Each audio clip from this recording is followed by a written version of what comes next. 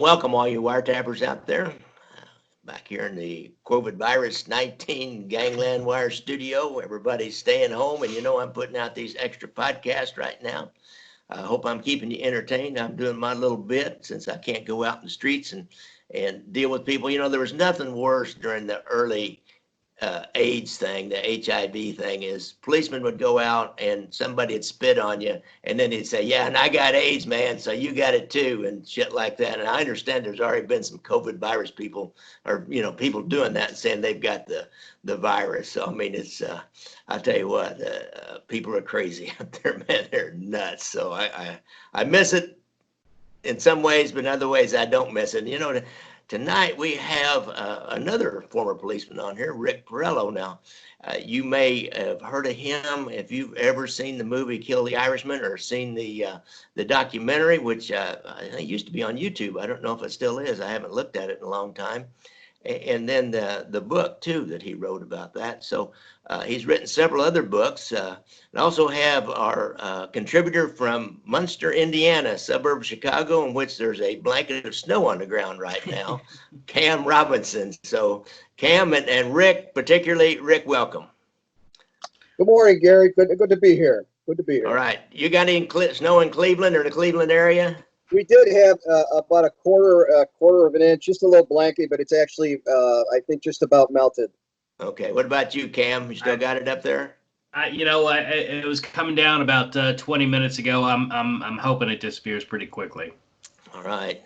So, folks, we're also doing a YouTube video of this podcast. If you want to watch us all three, we're trying a new experiment. I've never done it with three people before. Cam and I have done several, and I've done some with just myself and Larry Henry, the Mob Museum blogger, but this first time we've tried it with three, so I'm kind of anxious to see what this looks like. But first of all, Rick, I know that you're former copper and former chief of police, and I'm sorry I cannot remember the city, but I also know that you've written three books. Most recent was the most recent is Bombs, Bullets, and Bribes. Was your first one Kill the Irishman? Actually, Bombs, Bullets, and Bribes, Gary, is my fourth book. Kill the Irishman was my second title. Okay, so why don't you go over your three books, kind of in the order in which you did them? Tell us just a little bit about them. People might want to go out there and buy them. I know I've read Kill the Irishman, and I'm about halfway through the Bombs, Bullets, and Bribes, the Alex Shonder Burns story, which is a really interesting story. I like those stories of those mob associates and affiliates and that were just as bad or worse than any of the actual mafia members. So run us through the whole gamut of your. Well, I'm excited about that title because my current project is I'm working with a co-writer to develop a mini-series, a limited series based on Shonder Burns' story. Based on Bullets and Bribes. So that's my fourth title, but I got interested in this as a boy, really 10, 12, 13 years old, when I found out or heard tell that my grandfather had been murdered during Prohibition. He was killed in 1932. So that planted a seed for me to do the research that led to my first book. It came out, it's been quite a while, 1995 with Barricade Books. It's called The Rise and Fall of the Cleveland Mafia. And it's basically about the beginning of the mob here in Cleveland, Northeast Ohio, and the story of my grandfather and his six brothers, the Porrello brothers, and the four Leonardo brothers, and their involvement in what was called the Sugar War, which was a series of battles over control of corn sugar, which is obviously was a very lucrative ingredient, commodity to be in during Prohibition. And Rise and Fall of the Cleveland Mafia came out in 95. That led to Kill the Irishman, my second book, which was almost like a sequel, Gary, to the first book.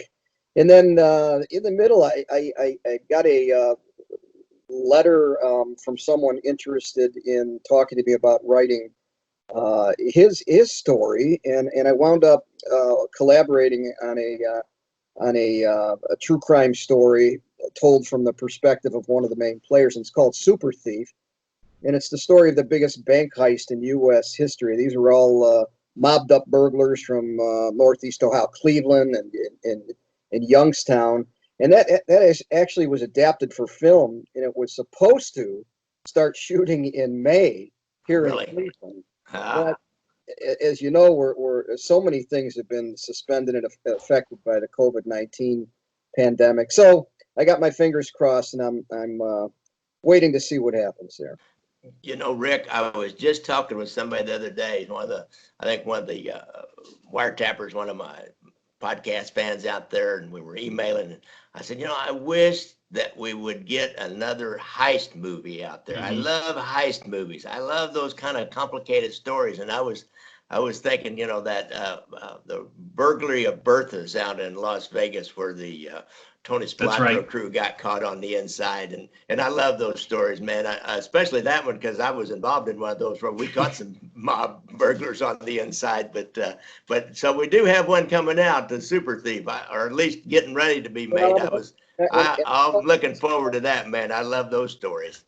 I have always kind of touted it with the original producer who took an interest in it, Tommy Reed. It was also the producer Tommy marshaled To Kill the Irishman through, along with Code Entertainment, to become the movie Kill the Irishman. But I've always thought of Super Thief as the next big heist flick. Yeah. So I'm on the same page with you. All right, good. It sounds a little bit like they say is out in L.A. I think, wasn't it? It sounds a little bit like Heist. Gonna get Robert De Niro and Al Right. Pacino. Yeah. Heat, yeah. Heat. That's it, not Heist. Heat. Heat. There is a movie out there called Heist, I think, but that was Heat. Yeah, it was the United California bank heist. Cam, I'm not sure if you've heard of that before, but it was a big one. It was, I think, 1972 in Orange County, California, Laguna Niguel, California, and it was a big one, and it's a great story told from the inside by Phil Christopher, who was their main alarm man, and it's just, I mean, I wrote the book, based on his 1,000-page manuscript, much of which he had written while he was serving time. Oh, really? That's it. They got a good story behind the writing of the book too. It's a great story, and I'm Really not surprised that Hollywood took an interest. But hopefully, like I said, I got my fingers crossed that they'll start filming soon. It's incredible. There used to be a time when you had your alarm guy or your safe guy, or there was your surveillance guy. I mean, they had these specialties, and they knew where to turn, and depending on what city you were in, you had these guys with these very specific skills who could be called upon for these major jobs, and they were sort of contractors out. It was really impressive, and you found the guy for this job. I mean, that sounds like you really got it was a really good find, Rick, and it's really incredible when you can find these guys, or afterwards, when I've found the research, it's incredible how these they gain these specific talents, and really they just make a living out of really incredible knowledge and abilities. Yeah, they put together some really good teams. I mean, you've heard it said, it's almost become kind of a trite saying or philosophy that if these guys would have devoted their energies and passions and ambition to legitimate business or enterprises, they could have been successful legitimately. Mm-hmm. I've told a couple of guys. One of them was an informant. He had a stolen auto theft ring going. He had like a guy that went out and spotted him. He had a guy with the Wyandotte County Sheriff's Department that ran the tag to get the address on him. And then he was a key maker, and he had another guy that broke into him and got the key codes. And at one point in time, you could find the key codes inside of a car in the paperwork. And then he had another guy that stole them with the key. And then he had another guy that cut them apart, and then other guys that then distributed the parts as they went out throughout the mid-states area, distributing the parts. I said, man, if you just put all that organizational building into some kind of a legitimate thing, he said, I wouldn't be fun in that. Right. I interviewed this Michael DiLeonardo dude not too long ago. He's in the witness protection program. He was one of Gotti's boys, really. And I said, I said, you're just like that other guy. I know if you'd taken this charisma and native intelligence and ability to get things done and put it into a legitimate business, you'd have done good. He said, well, thank you for saying that. So that's interesting. You also have Kill the Irishman. So see, I think we've done Rise and Fall and Super Thief and talked a little bit about bombs, bullets, and bribes. I think we got people stirred up enough that they probably want to go out and get these books and take a look at them. It really sound interesting. Kill the Irishman. That's the one that you made your bones with, right? You earned your bones with Kill the Irishman, didn't you, Rick? Well, that's got a certain connotation to it, but yeah, that was quite a project. Like I said, the producer Tommy Reed, who came to me before the book was even on the shelf, and it was a self-published title, which was even more amazing that it was. Oh, really? I didn't know that. Cool. There's hope for me. Cheers. I was approached by Tommy. I think it was 1997. The book wasn't even on the shelf, and then acquired the services of a book and film agent, Peter Miller of Global Lion Intellectual Property Management, and he put the whole contract together. And then I sat back and I waited and I waited and I waited, and worked and worked and worked, and then Code Entertainment and it was Bart Rosenblatt and Al Corley. They came on board, and finally in 2009, Peter Miller called me and said, "Hey, they greenlighted your film. It's moving forward." And at that point, I didn't know if it was a made-for-TV movie or made for cable or what. But like Tommy Reed had wanted, this was going to be a big screen picture with a theatrical release, and that's exactly what happened, with some fantastic entertainment. I mean, when Peter was telling me who was involved, I mean, I almost fell off my chair. Right. The amount of talent is fantastic. Yeah, it was a who's who of mafia character actors in that movie, plus Christopher Walken. Really. Rick, I have to tell you that you really inspired me, because I've always been, a mob fan. I worked in mob for 13 years, but I've also been like a fan, and I'm always fascinated with how they work. And so I guess on YouTube, I stumbled in a documentary called Kill the Irishman, and then I heard the movie was coming out. And when I saw that documentary, I thought, man, that was exactly like a mob war we had in Kansas City. And I ended up finally doing that documentary here recently called, all of a sudden I forgot the name of my own movie, Brothers Against Brothers. Yeah, the Savella-Spiro War. But I finally made that story. I made another one before that about the skim, but that Kill the Irishman, it stirred me. It's like, yeah, we had that same kind of a generational gap between the older guys and the younger guys. And the older guys wanting to keep the younger guys squeezed out, and the younger guys said, "Oh no!" And in this case, they were all Italian rather than part Irish, but they were all Italian. But they went to war over it, and we had bombings and shootings and killings about the same time, and in the 70s and late 70s. So, kind of really got me going. So you were a real inspiration to me. Also, both towns had the skim.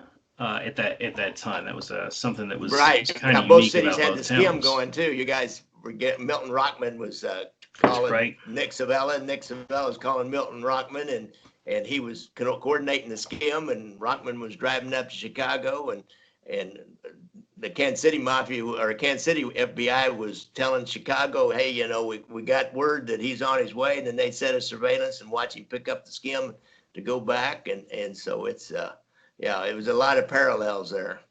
Yeah. Another parallel with Cleveland is Roy Lee Williams was owned by Nick Savella, the mob boss here in Kansas City, and Jackie Presser, he was owned by the Cleveland family, and he was a big teamster. He was top echelon informant at the same time, I understand, but they had those other parallels going, although Kansas City really was kind of under Chicago. Cleveland was more under, I believe, the Genovese family, if I remember right. I believe so, yeah. And so there was a little bit of difference there, but a whole lot of similarities. But Kill the Irishman really inspired me. Yeah, you mentioned Jackie Presser being an informant, and Danny Greene was a top echelon informant too. Yeah, I'd heard that. I tell you, these guys, they're bold, man. Rick, finding the right story is really where it's at, and that's that is something about like Gary said. I mean, the Kill the Irishman inspiring him. I'm sure it is. I mean, it it definitely inspired me too. I mean, that's got me hunting and pecking all over for that right exact story, and still to this day, I remember watching Kill the Irishman. That was and then hunting out the book. And that was really one of the things that got me in these targeted searches for finding that one story. I mean, that was the story of Danny Greene was something that was sort of around and would pop up in searches, but you really nailed it and did the research and got in the middle of it. That was I really think that served as a springboard for a lot of people who especially with it being a self-published, a lot of people who it sort of was a catalyst for a lot of this organized crime things that spun out of that year, basically. Guys like Gary and sort of to a lesser extent myself and other people throughout, this organized crime thing has become really big, and I think that played a little part in that. I'm told that with the rise and fall of the Cleveland Mafia coming up. Yeah, absolutely. Yeah, it kind of sparked an interest in writers, either established writers or new authors to research regional mafia. These small cities with the mob. You think New York, you think Chicago, maybe Las Vegas, but as we all know, there was maybe depending on how you count them, roughly 24 mafia families, crime families across the country, and each one, like Cleveland, like Kansas City, like Milwaukee. Pittsburgh, Philadelphia, and on. They each had their own story and their own stories, I should say, and their own history. And I believe that many of those local or regional history mafia stories followed Barricade Books publishing my Rise and Fall of the Cleveland Mafia. Mm-hmm. Interesting. So, and Kill the Irishman, I mean, that was pretty well documented. That was pretty well documented by the media down there. What kind of sources did you use in that? There was a ton of paper on Danny Greene. There were, of course, we had the Plain Dealer, the Cleveland Press, two big newspapers. We had Cleveland Magazine, which did some tremendous, insightful investigative reporting on organized crime, and then of course all the law enforcement agencies, court documents, and I was able, and really not through my, or as part of my career as a law enforcement officer. I really never let those things cross over, although it's rather coincidental that I would wind up working for the very police department that where Danny Greene was finally murdered after all those attempts that the mob made on him, because Cleveland is made up of dozens of suburbs. It's not just Cleveland and 2 or 3 suburbs and then Cuyahoga County. There's I think at least 59 just in Cuyahoga County, and then there's many. There's probably 100 suburbs in greater Cleveland. And I wound up working for Lyndhurst, which is where Danny Greene in 1977, when I was just about 15 years old or so, where he was finally murdered by car bomb. Yeah. So that's just kind of ironic, kind of coincidental, I would say.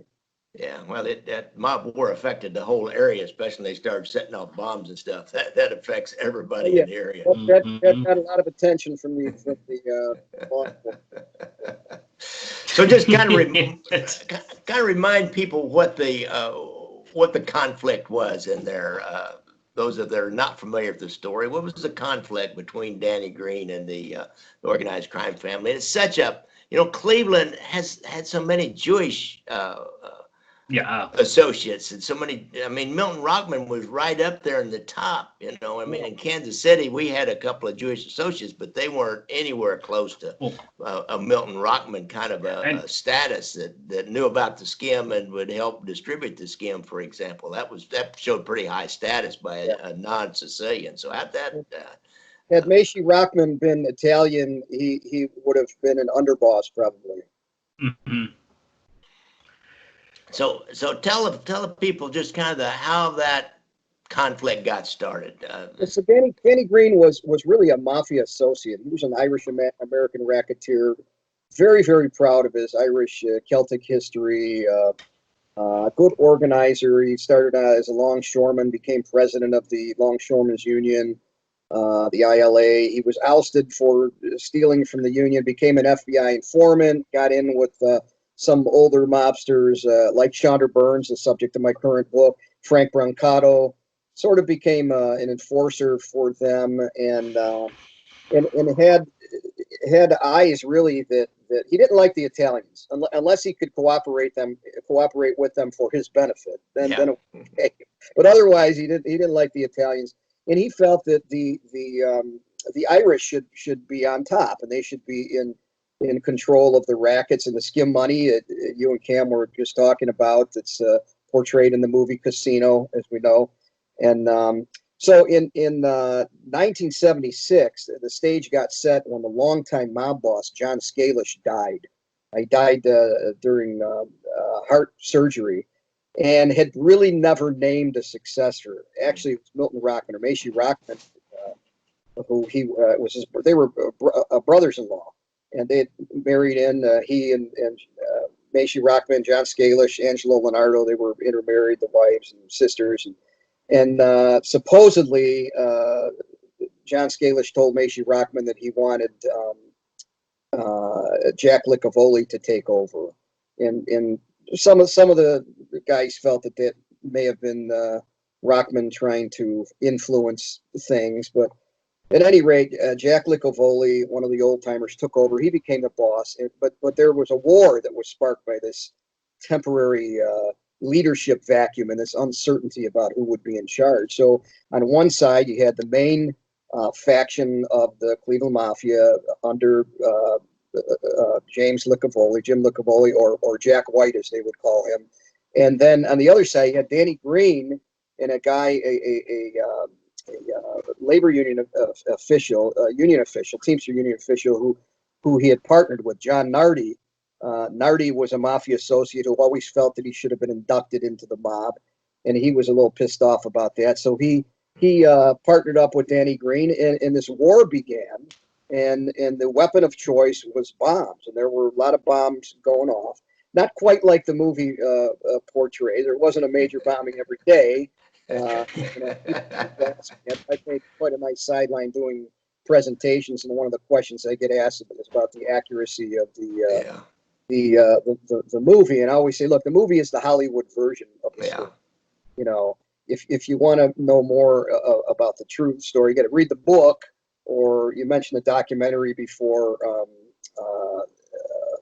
What is it? The Danny Greene, The Rise and Fall of the Irishman, the documentary. Oh, yeah. Now you're dealing with the true story. The book is a true story, but the film, it gives you the it gives you the summary of what happened. An Irish American racketeer going up against the mafia, bombs going off, and don't get me wrong, I'm thrilled that movie came out. I think they did a wonderful job with it. But essentially that's what happened, Gary. It was just a war really for control of the rackets, and Danny Greene was this character that was fearless, and they made numerous attempts to kill him. Some of them were humorous in their failures to finally get him, but they did finally get him in that parking lot in Lyndhurst, Ohio, on the east side of Cleveland.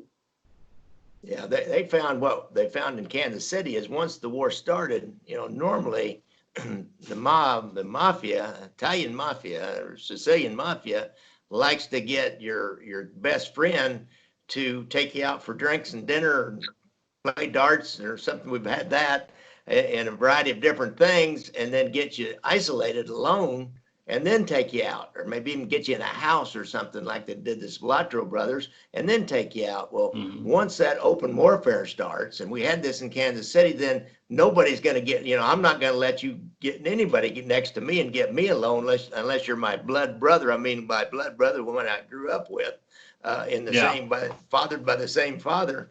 And so then what they did here, they they started out catching them in bars and running into bars and shooting them up, and I mean it was crazy. And then then they went to bombs. Then they went to the bombs, and God, they kept trying bombs after bombs.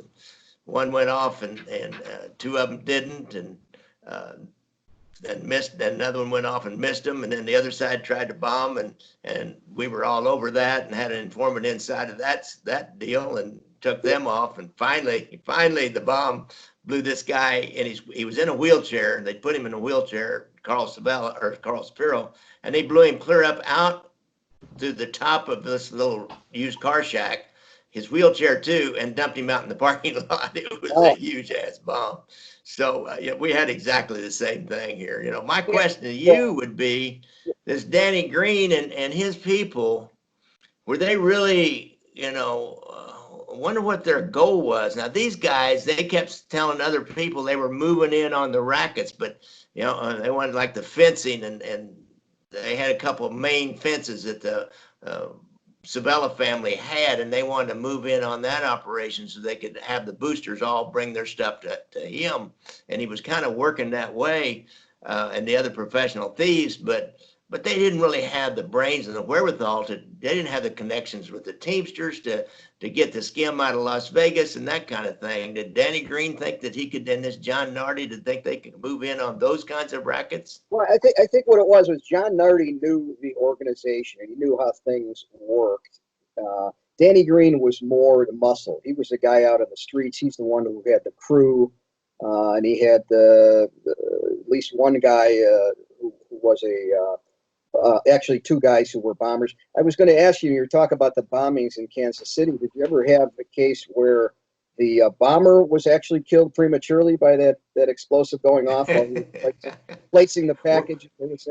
Yeah, you know, we had one that he didn't get killed, but they found pieces of his skin and blood in the car where he was trying to put it in the car. And this guy that he was trying to kill, Sonny Bowen, came out and found his car. He didn't tell the police about this for quite some time, but he said that there was like blood and pieces of flesh, and apparently the bomb had gone off just as the guy was installing it. So never had anybody killed. Did you guys have somebody killed putting it together? Yeah, we had two. One Wow. was probably an accident, and one was probably intentional. I had a Danny Greene's enforcer who was planning a bomb on a car, and it went off prematurely. But the leading theory is that Danny Greene actually set that bomb off. Really? This guy had recently gone and given a statement to Cleveland Police Intelligence Unit, and that scene is actually portrayed in the film too. Okay, interesting. You know, we did have one where there was a quandary. We didn't know if somebody set it off or the bomber actually set it off. I just happened to think of this one. The guy was going to a storage shed where there was about a case of dynamite stored inside, some guns and everything. And as he got to the front door of the storage shed, something went off and set off the bombs, and a sympathetic explosion set off the bomb, the dynamite inside the shed, and had one hell of an explosion.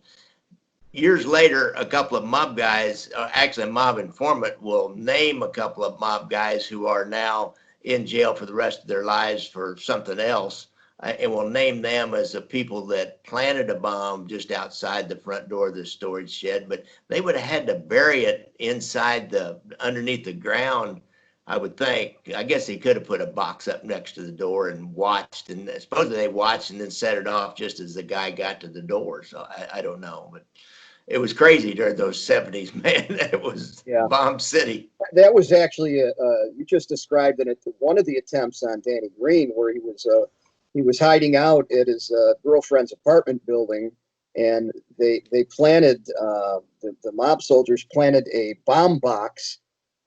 It was a welded piece of just steel to direct the blast, and they planted this thing inside the bushes where it couldn't readily be seen, with railroad spikes welded to it to anchor to the ground. Wow. Set it off by remote control. but they had been watching, and there were a lot of older people who would meet each other coming in and coming out, and they would stop right there, and they would chit chat, and Oh so God. the mob enforcers decided to abandon that effort, and later a cooperating witness turned over the location of that box, and it was probably explosive. They had to finally get him. They had when they brought in Ray Farida, the guy who eventually killed Danny Greene. They actually tapped his phone, didn't they? I mean, that was part of how they got him. I mean, they got him pretty sophisticated towards the end. I mean, roughly they tapped his phone, didn't they?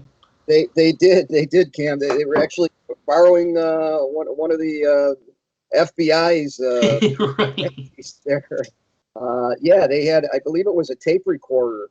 They had an electronics expert who was a mob associate, and he was able to connect that recorder up to the phone line at the junction box, and then he'd leave it there for whatever, a few days or a week, and then he'd go retrieve it, and then they'd go and sit and listen to these conversations, and that's actually how they were able to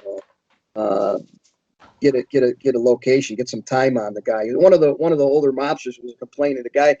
Speaking of Danny Greene, said the guy don't keep no time. You don't keep no time. He says he's going to be there at 3 o'clock. The hell with it. Goes up at 3:45. He's too damn unreliable to bomb. That's his problem. Yeah, that's interesting. We used to call that drug dealer time. You don't, if you're buying narcotics undercover, a policeman will show up like 10 or 15 minutes early and be there and all ready to go. A guy really wants to buy drugs, may be there and he may not, and he might be late.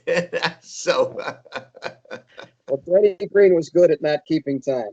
yeah, it's pretty good. Was that Celtic club and all that? That's all bigger than life, but he really did that kind of stuff, didn't he? He really did. I wish I had one of the cards in front. I got some pictures here we could look at, but he actually had business cards printed up. They were green printing, of course, on a white background. He loved the color green. Danny Greene loved the color green. Yeah. Oh, yeah. I had the choice. I don't know how that color's coming through. I had the choice of a light blue sweater or a green sweater. You got. Hey Rick, you got the book there. You got the book there with some of the pictures in it. Show us some of the damage on those bombs. Yeah, well, here is the. This is actually the murder scene. It's got a caption attached to it too. But when they planted the bomb, as you and Cam know, I'm sure they didn't plant the bomb on his car. They planted the bomb on another car. They called it a Joe Blow car. A car registered to a fictitious name.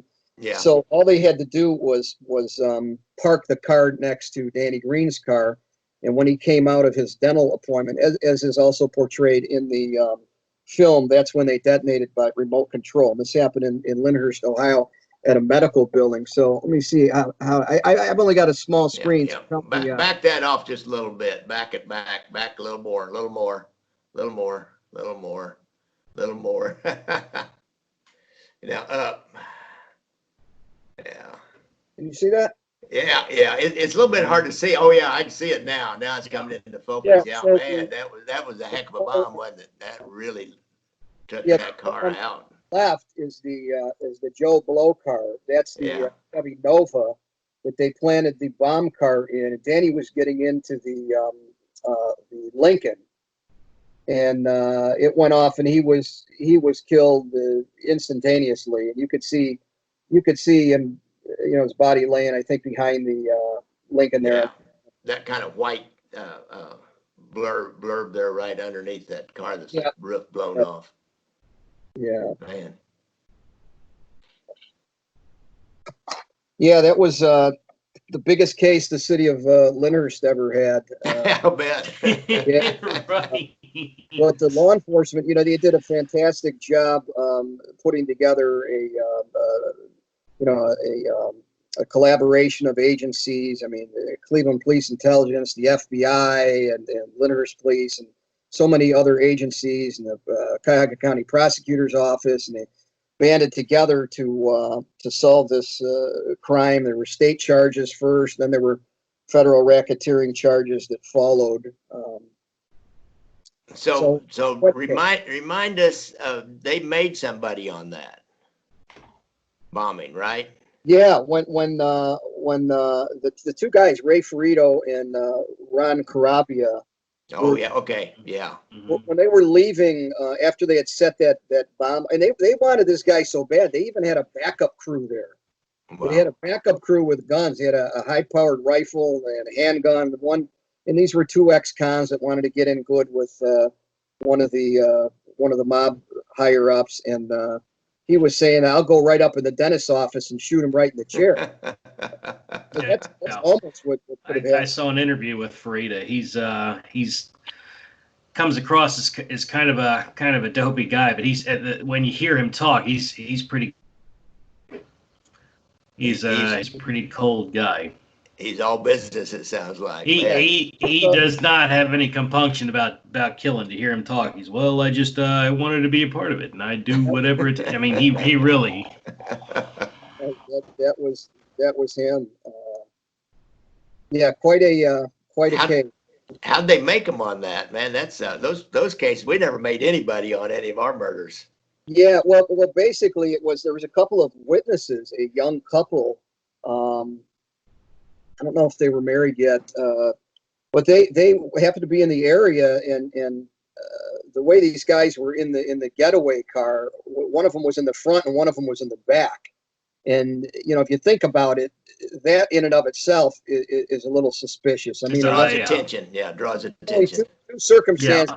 Think that would be suspicious, and that would be a police car with someone under arrest. Yeah, right. Or a taxi cab. Or a limo, I guess, maybe. But yeah. So it's just odd. Yeah. They heard this explosion and they looked over and I guess saw these two in this car, thought it was suspicious, so they copied down the license plate. And the girl in the car happened to be an artist. She was a sketch artist, so she locked eyes with the driver. That was Ray Ferrito.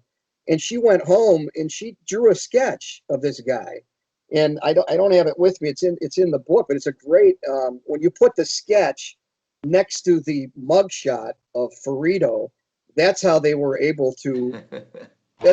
One of the guys said, "Hey, that looks like somebody I know." And pulled out a mugshot. Damn it, that's not Ray Ferrito. He's a pretty distinctive looking guy with those eyebrows and all too. So bushy eyebrows and the modern hairdo for the time, thick hair, and so she did a real good job with that. And of course, there was a lot of fear back then too, being witnesses to a assassination. But yeah, there was just they made mistakes, and one thing led to another, and pretty soon they had Ray Ferrito.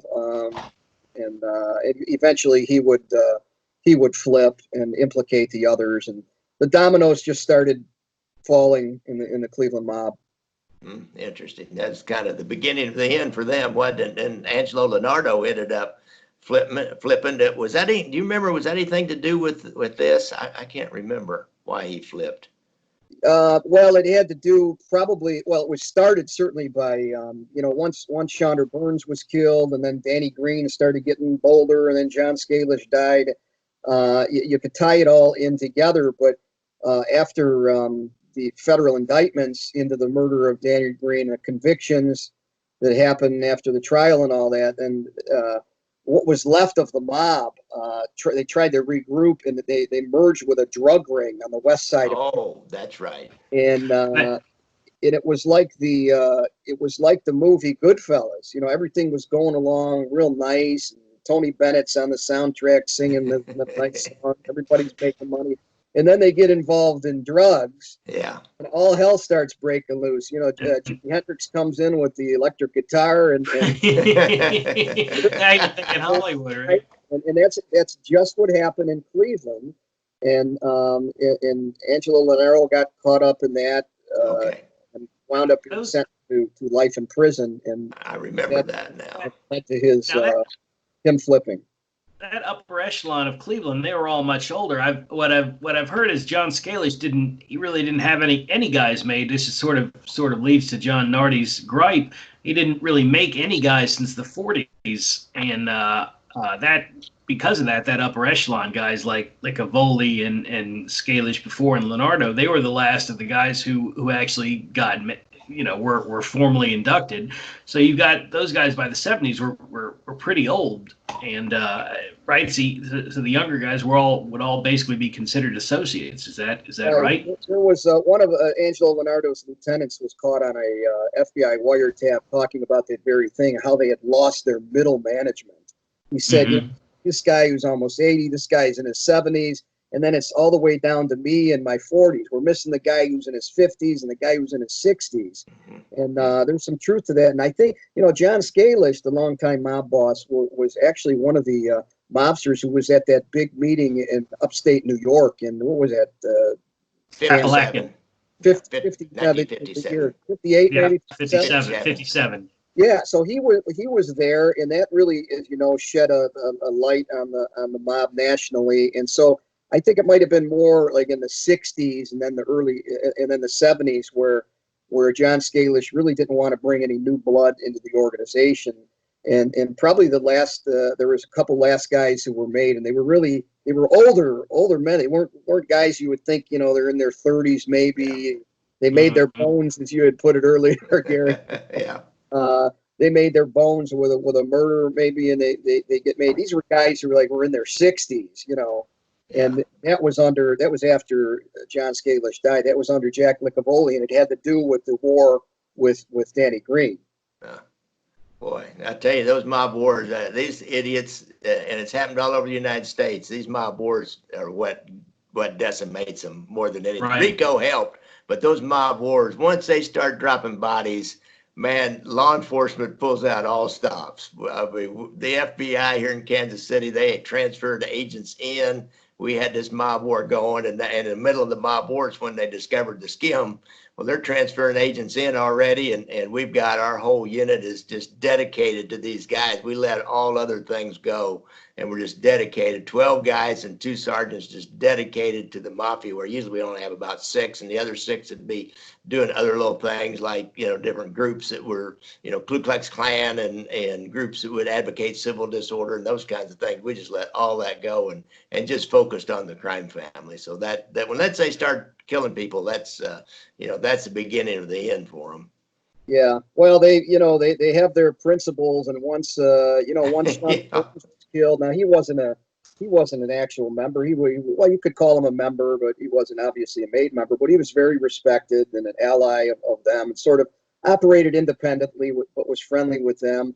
And then when the war started and they killed Leo Mosseri, I mean, like dead body never found. Yeah. He was Jack Licavoli's underboss, and he was also his cousin.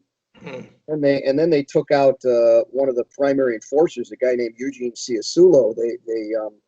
They detonated a bomb on his front porch, and he was seriously injured. It would take him months to recuperate. So he was out of the picture. But once Mosseri was dead, they knew they had to get Danny Greene. And I mean, formidable organization still, even at that point, even though mistakes had been made, and Danny Greene seemed to have nine lives and the luck of the Irish. But and John Nardi, they believe, responsible. Danny Greene responsible for Leo Mosseri's murder. So those two had to go, and it took a little time, but eventually they were murdered.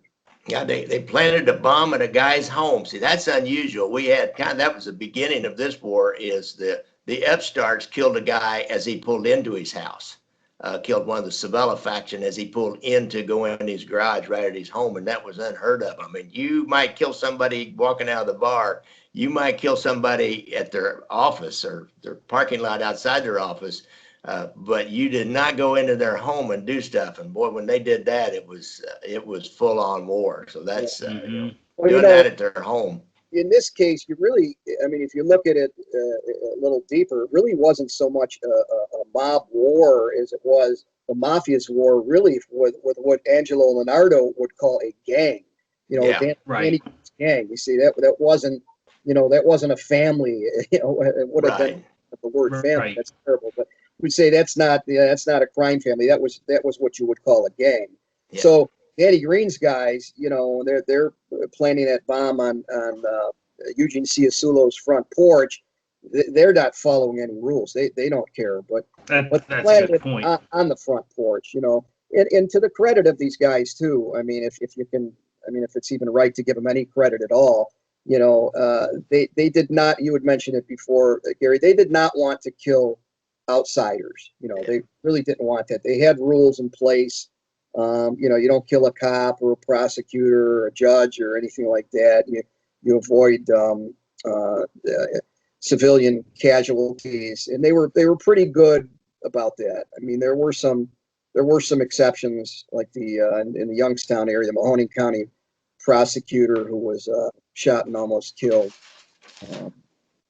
But generally, they stuck to that. Unlike the drug cartel. Yeah. I mean, if we're sitting in a room and they're after me, they don't care if they kill everybody. Yeah, I tell you what, those Mexicans down there, you don't want them after you. They'll kill your family and your extended family. And Colombians, they'll kill everybody to get to you and stop you doing whatever you're doing. There are no rules. That's one thing you have to admire the mafia for. They have certain rules. That's true. All right. Well, Rick, this has been great. Cam, this has been a wonderful interview, and it's kind of works all having three people on here. Cam, we didn't know if this was going to work. So, Rick, I appreciate your helping us with this. And Rick, you got any last words you'd like to say? We've been at this about 50-some minutes. It's probably make a pretty good episode. About some pictures. Let me show you just a couple of quick pictures. So this is Danny Greene. Tell me how we look here. Is that about right? Okay, go to your left a little bit. My left. Yeah, there you go. All right, good. Yeah, it's perfect. That's the real Danny Greene. Yeah. Here is Ray Stevenson. Yeah, I see. Yeah. Yeah. Portrayed. Looked at a lot of headshots to find him. Mm-hmm. And then you had talked about some of the other actors, and here's a guy in the white shirt. That's Vinny Vella, who I got a chance to meet. Oh yeah, he was in Casino. Yeah, he was in Casino. He was in Sopranos, and a great guy. And unfortunately, he passed away within the past year.